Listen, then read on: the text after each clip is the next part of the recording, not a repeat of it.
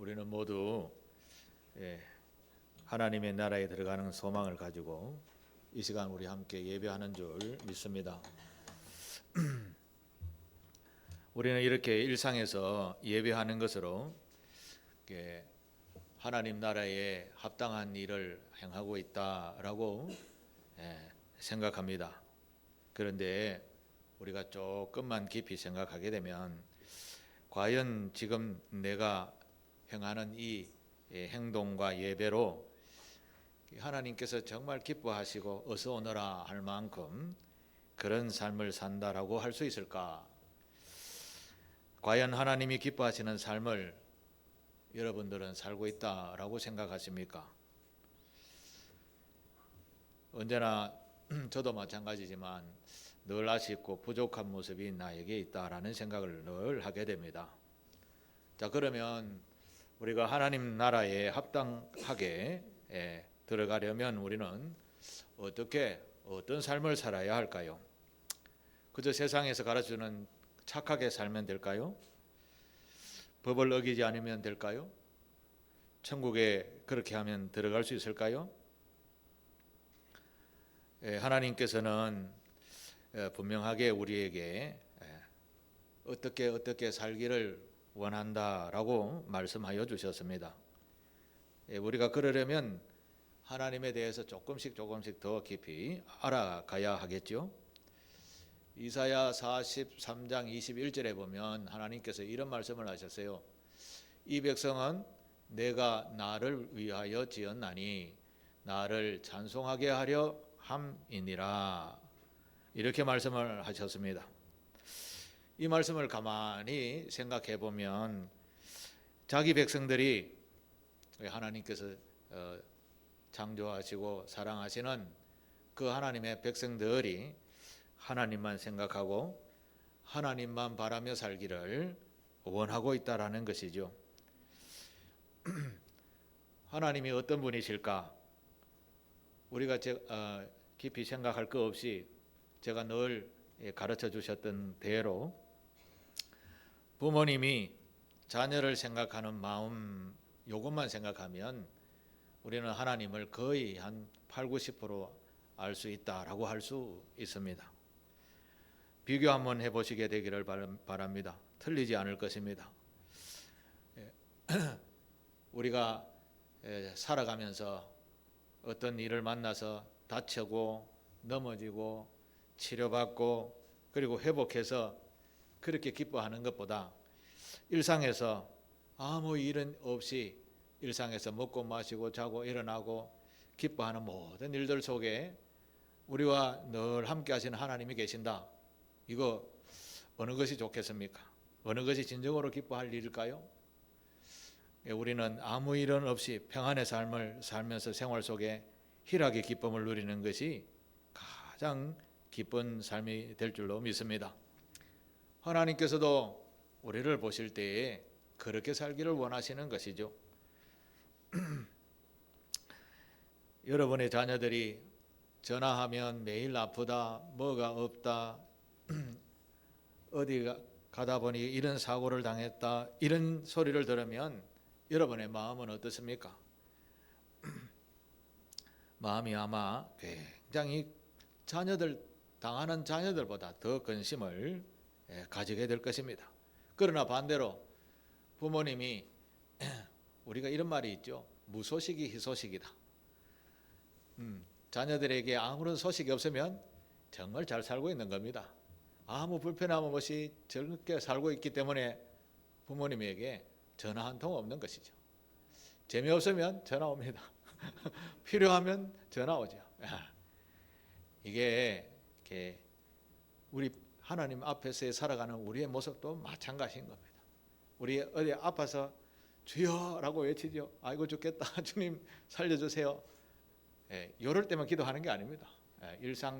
일상에서 하나님께서 늘 우리에게 은혜를 주셨지라고 생각하며 기도하며 살아가는 것이 정말 복이 있는 삶인 줄 믿습니다.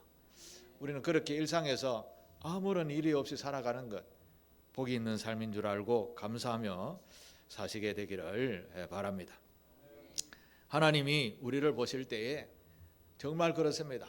아무런 일 없이 순탄하게 살아가는 것이 하나님 보시기에도 굉장히 기뻐하시는 줄 믿습니다. 그런데 하나님의 자녀라고 하는 사람들이 하나님의 눈에 거슬리는 일을 하고 이렇게 가면 분명히 넘어지고 자빠지는데 부모님의 생각이 틀리지 않습니다. 그런데 자녀들은 고집을 세우면서 가지요. 마찬가지로 하나님께서도 그러면 안 된다라고 우리에게 경고를 하시는데도 우리는 끊임없이 그런 길을 가다가 넘어지는 것이죠. 부모님이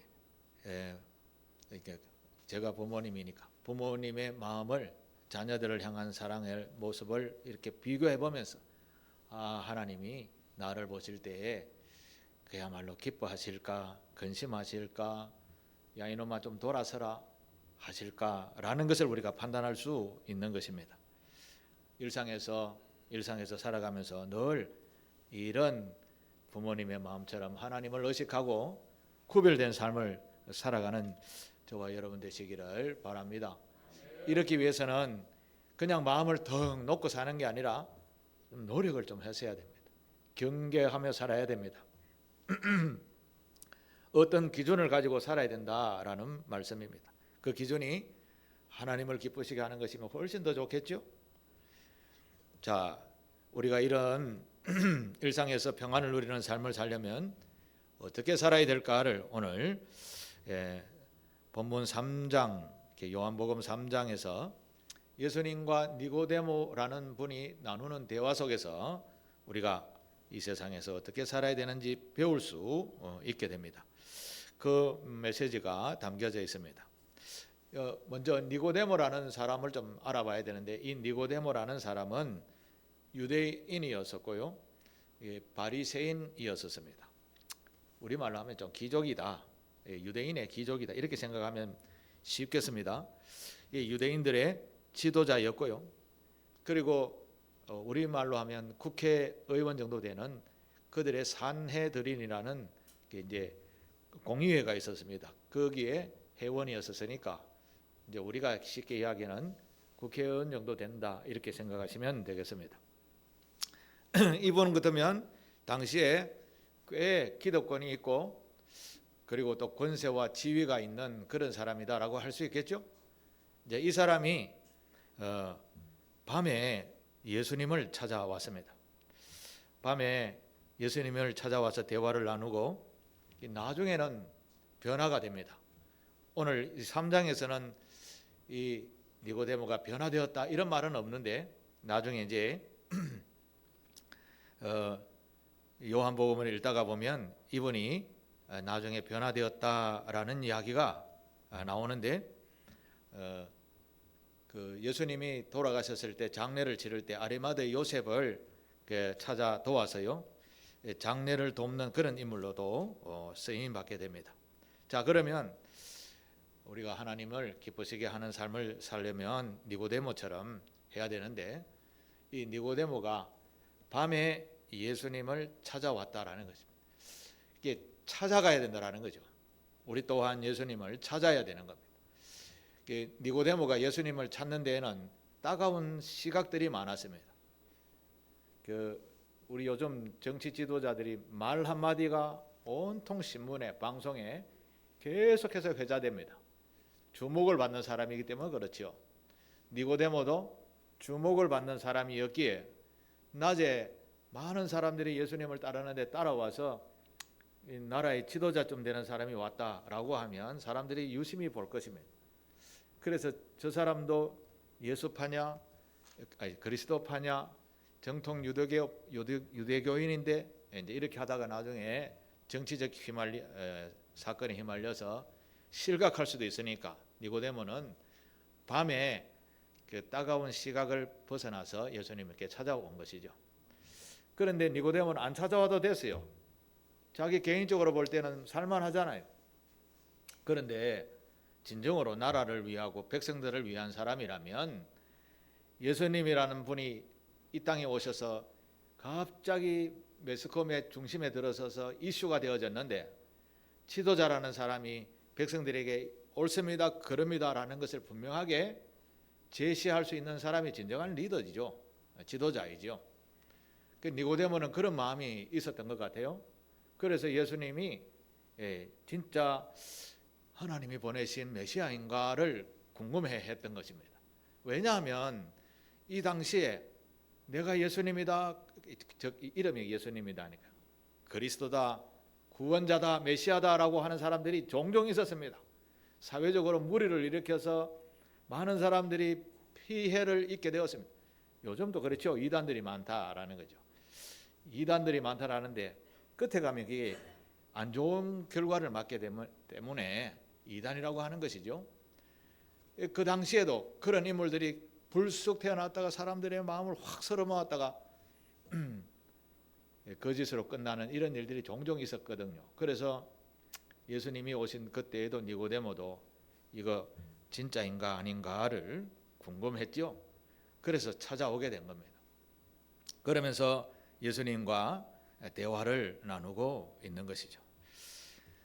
니고데모는 자신의 지도자로서의 소임을 감당하기 위해서 옳고 그른 알을 구별해서 백성들에게 가르쳐 줘야 할 의무가 있었습니다. 요즘 대통령 경호처장입니까? 경호실장이라 합니까? 경호실장이 뭐 법이야 오해든 간에 내 사명은 대통령 지키는 거다 이래가지고 지키고 있는데, 사실은 뭐 법이야 어쨌든 간에 자기의 소명을 철저하게 하는 것이 굉장히 중요한 것이죠. 대단한 사람은 대단한 사람인 것 같아요. 자기의 보수를 위해서 목숨을 거는 사람. 또 한 사람이 생각나는데 돌아가신 전두환 대통령의 그 보좌가 아니었나? 장세동이라는 분이 계셨어요. 이분도 내가 다 했어요 하면서 감옥 자기가 가고 보수를 위해서 자기가 다 희생했던 인물. 잘했고 못했고 간에 떠나서 자기가 해야 할 직분이 무엇인지를 아는 사람은 대단한 사람인 것이죠. 니고데모도 그런 정신을 가지고 예수님을 찾아왔었습니다. 우리가 그리스도인이라 하면서 옳고 그름을 구별해서 살아가야 할 이 세상에서 그리스도인의답게 살아가는가를 찾으려면 우리는 주님을 찾아야 됩니다. 말씀을 들어야 됩니다. 그리고 듣고 배워야 됩니다. 그래서 바른 길을 걸으셔야 됩니다. 그냥 마음을 턱 놓고 오너라 하며 따라가면 이게 진짜인지 가짜인지 구별도 못하는, 요즘은 하도 복잡한 세상이라서 정말 진짜 같은데 홀라당 돈 다 뺏기는 이런 보이스피싱과 같은 이런 세상이라서 이제 눈 뜨고 코베가는 것이 아니라 뭐죠? 전화기 들고도 돈 홀라당 다 뺏기는 이런 시대가 되었습니다. 그래서 우리는 깨어 있어야 됩니다. 진정으로 우리를 사랑하시는 예수님을 찾아가는 저와 여러분 되시기를 바랍니다. 니고데모는 자신의 지위를 높이려고 예수님께 찾아간 그런 분은 아니었습니다. 예수님께서도 가르쳐 주셨죠. 자기를 높이는 자는 낮아진다라고 하셨습니다. 그리고 내가 낮아지면 상대방이 나를 높인다 이런 말씀을 하셨습니다. 우리는 그리스도인으로서 이런 정체성을 분명하게 알고 있어야 됩니다. 대표적인 말씀이 마태복음 20장 28절에 보면 이런 말씀이 있죠. 인자가 온 것은 섬김을 받으려 함이 아니라 도리어 섬기려 하고 자기 목숨을 많은 사람들의 대속물로 주려 함이니라. 예수님이 세상을 향해서 자신을 낮추었단 말입니까? 높였단 말입니까? 자신을 낮추니까 많은 사람들이 구원의 은총을 받게 되었다라는 것이죠. 그리스도인은 낮춰야 되는 것입니다. 그러면 우리가 높아지는, 즉 하나님의 거룩한 백성, 하나님을 기쁘시게 하는 그런 백성이 될 수 있다라는 말씀입니다. 제가 지지난주에도 말씀을 드린 것 같은데 나이가 70이 좀 넘어서게 되면 우리의 모든 그 삶의 모습, 그러니까 인간의 모습은 부족한 것이 많아진다고 그래요. 이제 근력이라는 것도 35세가 넘어서게 되면 조금씩 줄어든다고 그래요. 그래서 우리는 보충제인 약도 먹고 식품도 먹고 비타민도 먹고 이렇게 하잖아요. 제가 의사 선생님의 강의를 듣다가 보니까 그런 말을 하셨습니다. 나이가 들면 가장 두려운 질병이 치매라는 것이라고 하였습니다.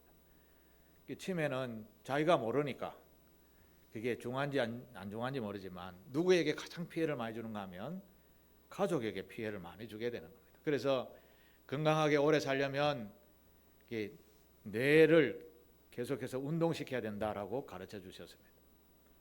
이게 참 지당한 말씀이라 생각을 합니다. 우리의 육신은 근육으로 되어져 있습니다.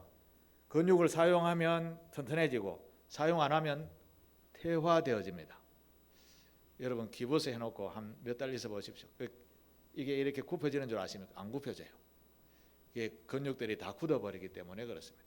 그래서 운동이라는 걸 하라 하죠. 치매도 마찬가지로 뇌에 대한 운동이라고 그래요. 의사 선생님이 볼 때. 그래서 뇌 세포를 계속 깨우는 것을 위해서 계속해서 무엇인가를 배우라고 하는 거죠. 새로운 것을 기존 있는 것에 머리에 다 들어 있으니까 그건 필요 없고 계속해서 새로운 것. 여러분 모든 거 다 알고 계신다고 생각하죠? 모르는 게 너무 많아요.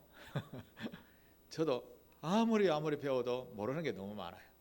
그래서 끊임없이 머리를 계속해서 쓰려고 노력을 합니다. 머리를 많이 쓰면 머리가 뜨거워집니다. 경험해 보신 적 있으세요? 머리를 많이 쓰면 머리가 뜨거워져요. 열이 나요. 그 다음에 배가 고파집니다. 엄청난 에너지를 여기에서 소유하기 때문에 배가 빨리 소진됩니다. 그래서 여러분 머리를 쓰기 위해서는 계속해서 끊임없이 새로운 것을 배우는 도전해 보시게 되기를 바랍니다. 니고데모가 예수님을 찾아가듯이 조금 부담스러운 일이 생겨도 조금 공부하는 것이 부담스럽죠. 그렇지만 그래도 도전을 하셔야 됩니다. 여러분의 휴대폰에 수많은 기능들이 있는데 그거 다 사용하십니까? 모르면 배워야 되는 겁니다. 계속해서 여기서 저 은행 가가지고 돈 넣고 빼고 뭐 이러는데 요 앉아가 이렇게 톡톡톡 다 되는 세상입니다. 배우셔야 됩니다. 그리고 영어로 뭐 샬라샬라 막 하면 하나도 못 알아듣죠? 요거 탁 켜놓으면 다 알아들을 수 있습니다. 배우셔야 됩니다. 성경도 그렇고 그리고 우리가 쓰는 한글, 영어, 한문, 일본어 뭐 이런 게 너무너무 많아요. 단 인사말 정도라도 쭉 이렇게 한번 외워보십시오. 금방 잊어버리는데요. 당연하죠. 잊어버리지. 저도 오늘 본 건 내일 되면 하나도 모릅니다. 또 반복하죠. 끊임없이 그렇게 뇌를 운동을 시켜야 된다라는 말씀입니다. 그러면 건강해진다라는 것입니다. 올 한 해 우리 예배도 마찬가지입니다. 예배도 끊임없이 노력으로 주님을 찾아셔야 됩니다. 그러면 우리에게 뭐가 오는가 하면 복이 옵니다. 복. 코미디 제목에 웃으면 복이 와요가 아니라 이 교회 와서 예배드리면 복이 옵니다. 건강의 복, 평안의 복, 희락과 평안 그리고 공의 이게 하나님의 나라거든요. 그 복이 여러분에게 임하게 된다는 것입니다. 우리 한 해 동안 하나님을 찾는 끊임없는 상길교회 교우들이 되시기를 축복합니다. 자, 오늘 두 번째 니고데모가 예수님을 찾는 시각이 있으시면 찾았습니다. 두 번째로는요, 니고데모가 예수님을 찾아와서 예수님에게 배운 게 있습니다. 그게 3절인데요. 우리 3절을 한번 읽어보겠습니다. 시작. 예수께서 대답하여 이르시되 진실로 진실로 내게 이르노니 사람이 거듭나지 아니하면 하나님 나라를 볼 수 없느니라. 아멘. 여기서 중요한 것이 거듭난 삶이라는 것입니다. 거듭남. 여러분은 거듭나야 한다라는 말을 어떻게 이해하고 계시는지를 모르겠습니다만은 이 거듭남이라는 단어를 원문에서 찾아보면 아노센이라는 단어를 쓰는데 우리말로 바꾸면 위로부터, 다른 말로 하늘로부터라는 단어입니다. 위로부터 나지 아니하면, 하늘로부터 나지 아니하면 하나님의 나라를 볼 수 없느니라, 이런 뜻입니다. 예수님은 그 위로부터 즉 하늘로부터 다시 태어나야 하나님의 나라를 볼 수 있다 이렇게 말씀하신 것이죠. 다시 태어난다. 위로부터 태어난다. 다시 태어난다. 위로부터 태어난다. 사실 이 의미는 같은 뜻인데 말은 좀 어렵죠. 다시 태어난다. 이 니고데모가 이해하기로는 그러면 엄마 뱃속에 다시 들어갔다 나오는 것이 해야 됩니까? 이렇게 해석을 자기는 이해를 하게 된 것이죠. 그런데 위로부터 하늘로부터 새롭게 거듭난다 태어난다라는 말은 새롭게 자기에게 가치관이 들어와서 새로운 인생의 삶을 사는 사람이 되었다라는 것이 거듭남이라는 뜻입니다. 다시 말해서 새로운 가치관이 이제까지 경험하지 못한 그런 새로운 가치관이 나에게 들어와서 새로운 삶을 살아가는 사람이 되었다 이런 뜻이 거듭난 사람이라는 것이죠. 그러면 이 새로움은 뭡니까? 한마디로 말하면 예수 그리스도이신 것이죠. 예수 그리스도를 믿고 구원의 은총을 받으면 하나님의 나라의 자녀가 된다라고 했잖아요. 자녀의 삶을 사는 사람을 거듭난 자라고 하는 것입니다.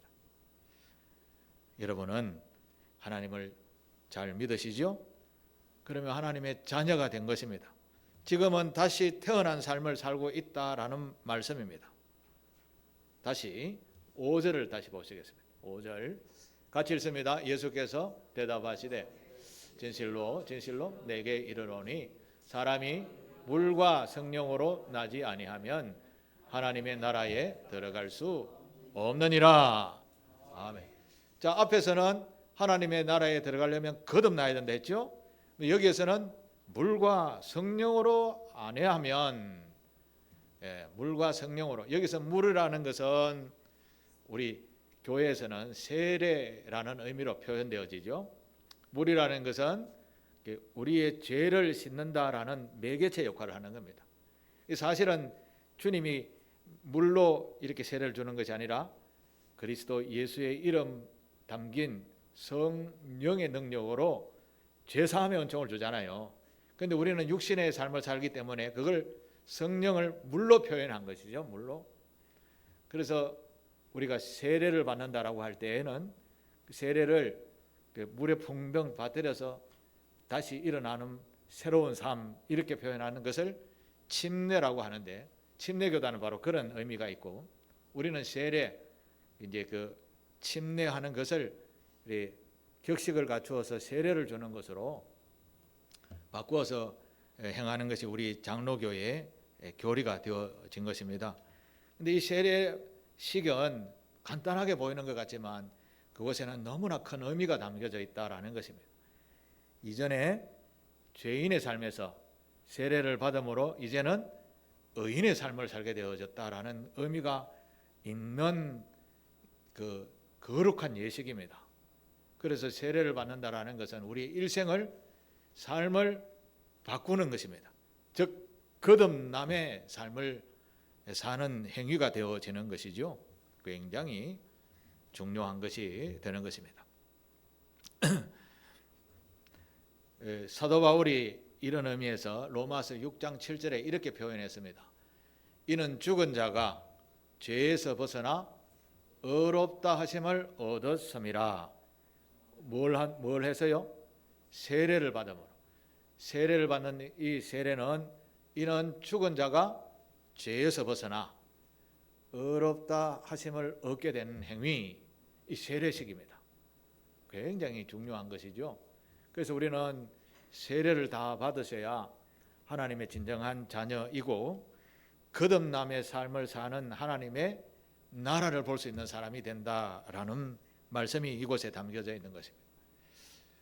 오늘 우리에게 가르쳐준 중요한 교훈은 예수님을 먼저 찾아야 되는 신앙인으로서 찾아야 되고 두 번째로는 거듭나라 하셨으니 거듭나라 하는 삶을 살아야 된다라는 것이죠. 고린도전서 12장 3절에 보면 이런 말씀이 있어요. 성령으로 아니하고는 누구든지 예수를 주시라 할 수 없느니라.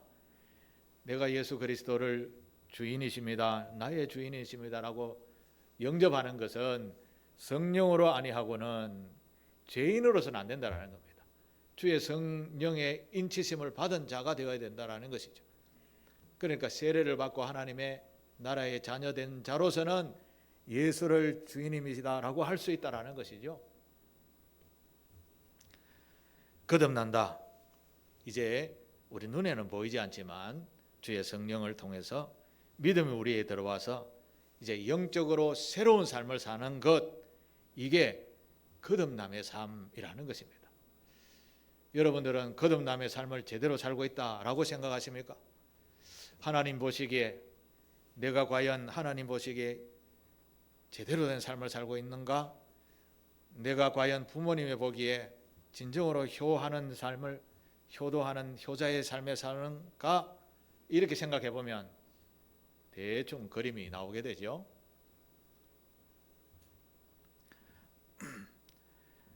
많은 교회나 많은 이 단체에서는 또 나라에서는 윤리와 도덕 정도로 지키고 바르게 살면 된다, 이렇게 가르칩니다. 심지어는 교회에서도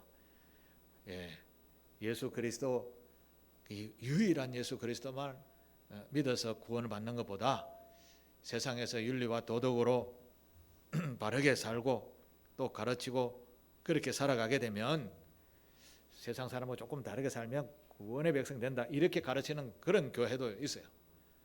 그것은 엄밀하게 따지면 틀린 말이지만 그러나 큰 원칙에서는 벗어나지 않죠. 그러나 예수 그리스도만이 구원자이심을 우리는 깊이 헤아려 알고 그리스도께서 가르치신 말씀의 교훈들을 따라 살아가게 되면 그것에 세상이 주는 교훈과 윤리와 도덕이 다 담겨져 있는 것이지요.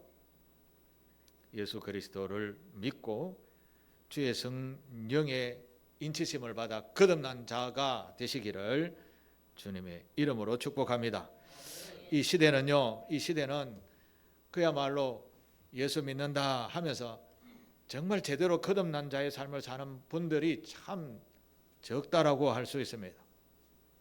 이렇게 살아서 정말 하나님이 사랑이 많으신 분이라서 그렇지 엄격한 잣대로 우리를 심판한다라고 하면 과연 얼마나 하나님의 자녀의 삶에 들어갈 수 있을까? 이거 참 심각하게 받아들이는 것이죠. 제가 역사 공부를 조금 좋아하는데 역사책들을 보다가 보면 마음에 근심이 가는 일들이 너무 많이 있습니다. 인류의 역사에서요, 하나님의 교회가 사람들로부터 외면당하는 중요한 터닝 포인트가 있었습니다. 뭐 옛날에는 좀 자취하고라도 근대 사회에서 교회가 사람들로부터 외면당하는 시기가 있었는데 그때가 1차 세계대전, 2차 세계대전을 거치면서 그 이후에 교회라는 것이 세상 사람들로부터 많이 배척을 당하기 시작했습니다.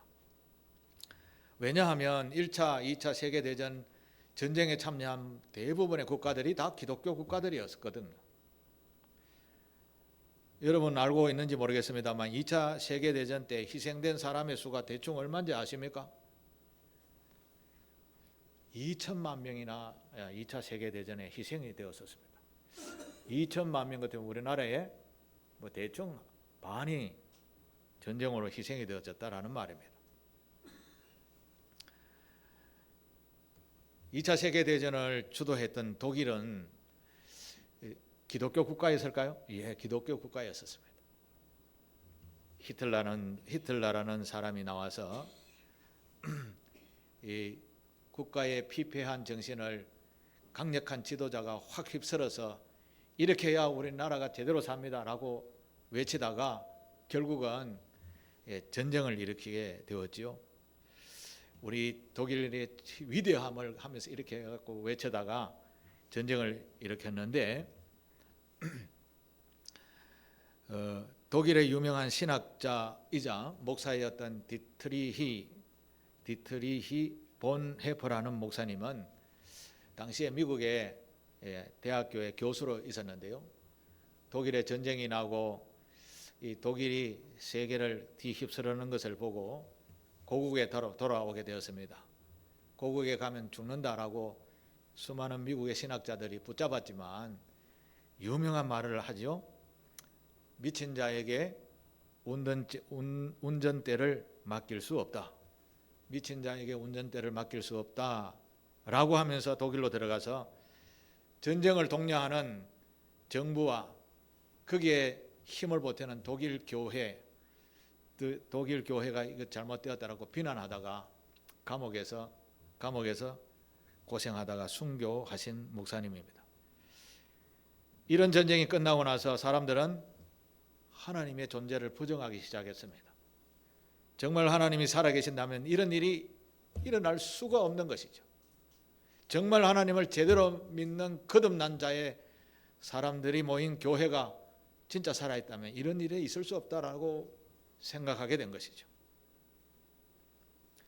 그런데요, 오늘 우리가 살아가는 지금도 이런 일이 일어나고 있다라는 것입니다. 우크라이나와 러시아가 전쟁이 언제 일어났습니까?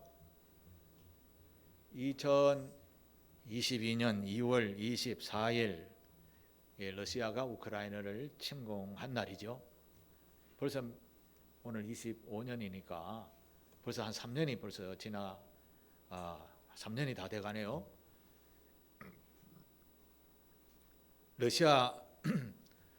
러시아가 정교회라는 것이죠. 러시아 정교회라는 교회의 총대 주교였던 키릴이라는 성직자가 러시아가 우크라이나를 침공하면서 교회가 이런 소리를 합니다. 교회가 러시아나 우크라이나나 옆에 있는 벨라루스 이건 전부 다 우리 형제들 아이가, 같은 문화권 아이가, 같은 민족 아이가 라는 그런 뜻으로 블라디미르라는 소리를 합니다. 블라디미르는 사람 이름이고 루스키미르라는 말입니다. 루스키미르. 러시아의 문화권에 있는 사람들. 옛날엔 다 같은 나라였었죠.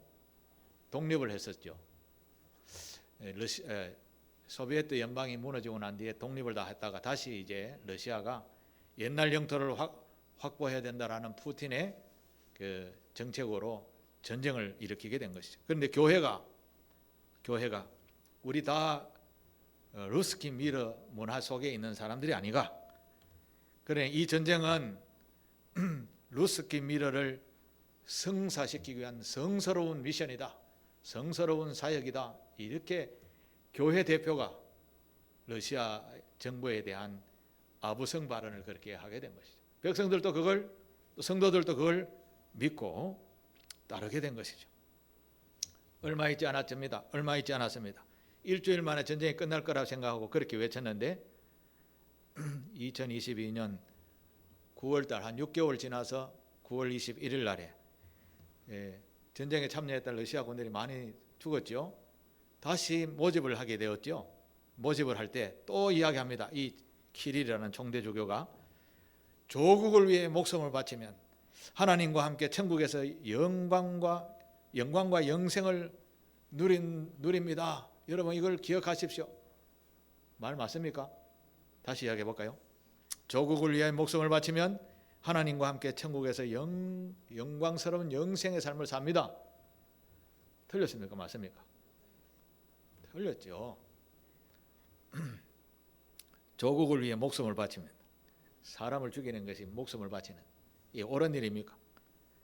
그것도 자기 나라 러시아 나라 그 땅도 다 자기 나라 땅인지도 잘 모를 만큼 넓은데 또 자기 땅이라고 하려 하니 이 교회가 러시아 정교회가 이렇게 앞장서서 외치니 누구가 예수를 제대로 믿으려 하겠습니까?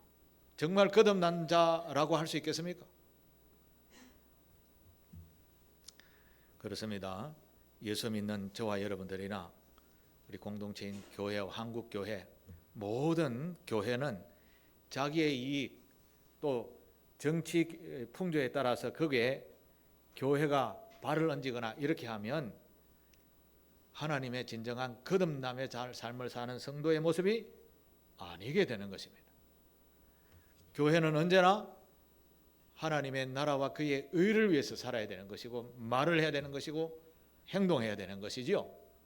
누군가의 이익을 위해서 목사가 맞습니다 라고 지지를 한다, 이건 옳지 않은 것입니다. 옳은 것을 옳다라고 이야기하는 것은 맞지만 누군가의 이익을 위해서는 소리를 내서는 안 된다라는 것이죠.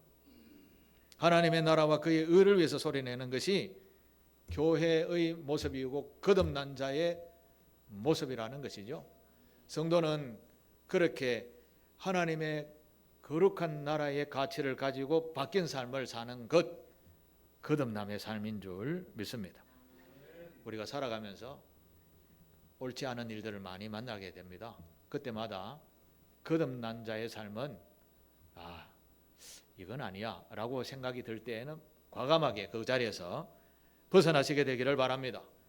그러다 보니까, 타협하다 보니까 교회가 이래서 되겠냐라는 소리가 나오면서 성도들이 점점 교회에서 멀어지게 되는 시대가 오게 된 것입니다.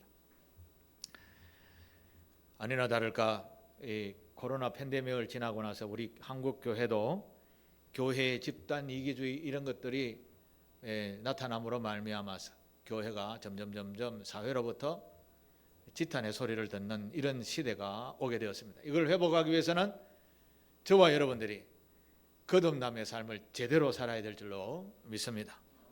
우리 상길교회는 올 한 해를 살아가면서 이 거듭남의 삶을 세상에 펼쳐가는 삶을 살 텐데, 먼저 우리가 해야 할 일은 니고데모처럼 예수님을 찾아야 됩니다. 찾아와서 우리는 제대로 된 거듭남의 삶을 확신을 가지고 세상을 향하여 빛된 삶을 사는 것, 이럴 때에 교회가 그리고 하나님의 나라가 점차 회복이 되어질 줄로 믿습니다. 마음을 놓고 가자 놀자 노세 이렇게 하다 보면 배가 어디로 가는지 몰라요. 우리는 끊임없이 노를 젓는, 힘을 내어 노를 젓는 그런 신앙인이 되셔야 될 줄로 믿습니다. 특히 올 한 해 여러분 기도 제목 많이 있을 줄 압니다. 기도하지 않고서는 절대 하나님의 나라의 영광을 볼 수 없습니다. 그래서 우리는 끊임없이 기도하셔야 됩니다. 세상이 얼마나 우리 앞에 영원하지 아니하는가라는 것을 여러분들도 잘 알고 계시죠? 지난 월요일 날에 이제 새로 한 해 되었다 해서 우리 동네에 있는 우리 친하게 지내는 목사님들이 우리 한 해 열심히 목회합시다 이렇게 하다가 점심 식사하고 돌아왔는데 어제 한 목사님이 병원에 중환자실에 누워 계세요. 세상이 바로 이렇습니다. 하루아침에 누워 계시고, 이런 시절이 바로 오늘 이 시대입니다. 우리가 어찌 깨어있지 아니할 수가 있겠습니까? 여러분 기도 많이 하시게 되기를 바랍니다. 제가 한 주간 여러분을 위해서 또 기도하려고 좀 시간을 가지려 하는데, 간절한 기도 제목을 저한테 문자로 남겨놓으시면 기도하도록 하겠습니다. 원래는 좀 유독스럽게 기도 제목이 많은 것 같아요. 그때 하나님 앞에 아래로 갑니다. 여러분들도 있는 자리에서 늘 기도하셔서 거듭남의 삶을 제대로 사는 저와 여러분 되시기를 주님의 이름으로 축복합니다. 기도하겠습니다. 아버지 하나님, 은혜와 사랑을 베풀어 주셔서 감사를 드립니다. 예수님과 니고데모의 대화 속에서 배운 우리가 예수님을 늘 찾고, 그리고 예수께서 말씀하신 거듭남의 삶을 제대로 살라는 말씀을 가슴 깊이 새기고 올 한 해 세상과 다른 거듭남의 삶을 사는 상길교회 교우들 되게 하옵소서. 예수님의 이름으로 기도하옵나이다. 아멘.